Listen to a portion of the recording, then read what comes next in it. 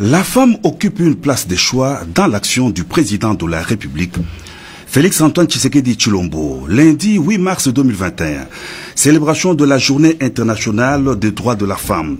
Le chef de l'État a procédé personnellement à l'inauguration de la première unité de la mutuelle financière des femmes africaines, MUFA, dont le siège, un bâtiment moderne, a été érigé au marché Somba Zigida à Kinshasa. La MUFA est une coopérative financière mise en place aux fins de favoriser l'inclusion financière. Elle fournira des services financiers aux femmes à faible revenu dans les zones urbaines et périurbaines. Une promotion de l'autonomisation de la femme congolaise à travers leurs épargnes, les microcrédits et la valorisation de leurs compétences. Les mutualistes de la MUFA veulent maximiser leur chiffre d'affaires, améliorer leurs conditions de vie et lutter contre la pauvreté. Le président de la République est allé aussi encourager les femmes représentantes de la junte féminine congolaise réunies à Kempinski Fleuve Congo Hôtel autour de la première dame Denise Nyakeru Tshisekedi au cours d'une rencontre d'échange sur le leadership de la femme dans la réponse au Covid-19.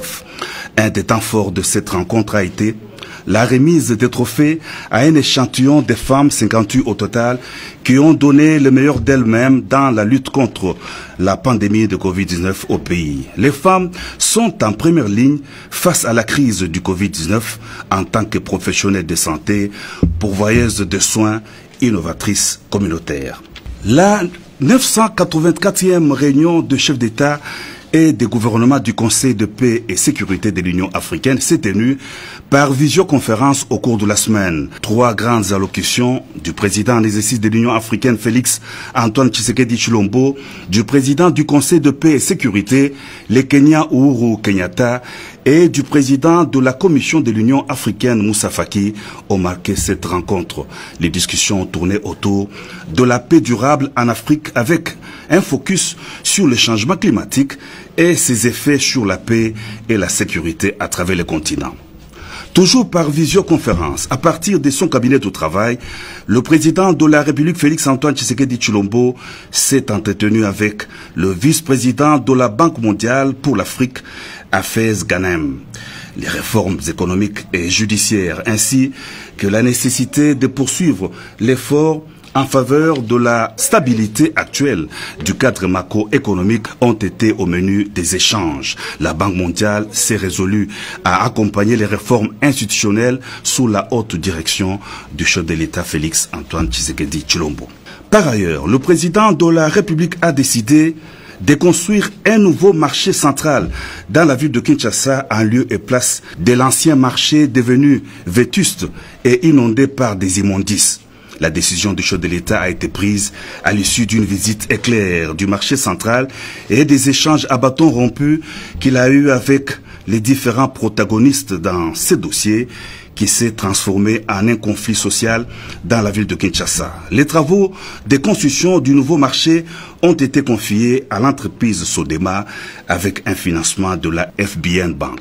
En fin de semaine, le président de la République Félix-Antoine Tshisekedi Tshilombo a eu des entretiens avec le président du Sénat Bahati Lukwebo. Les questions liées à la prochaine rentrée parlementaire et la situation financière du Sénat ont été passées en revue au cours de cette entrevue. La Chambre haute du Parlement est dans une mauvaise posture au sujet de ses finances, a notamment révélé le président du Sénat au chef de l'État, garant du bon fonctionnement des institutions de la République. Le patriarche du Grand Bandundu, Joseph Singa Uju Ungwankebi Untube, a quitté la terre des hommes le 24 février 2021. Des hommages dignes de son rang lui ont été rendus ce mardi 9 mars dans le hall du Palais du Peuple. Le président de la République Félix-Antoine Tshisekedi Tshilombo a marqué de sa présence les obsèques de l'illustre disparu.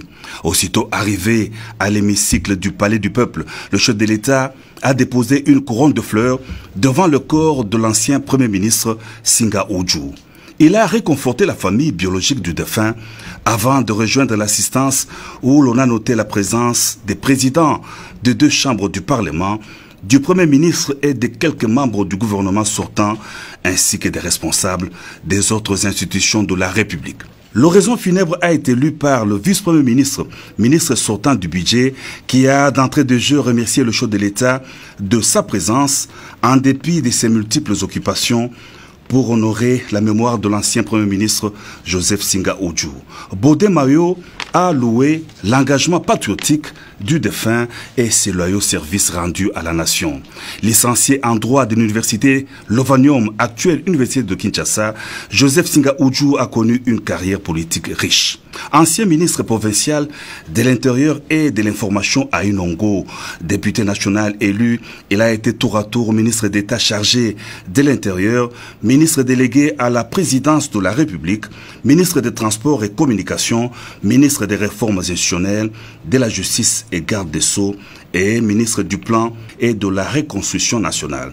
Il fut l'un des cofondateurs du mouvement populaire de la Révolution.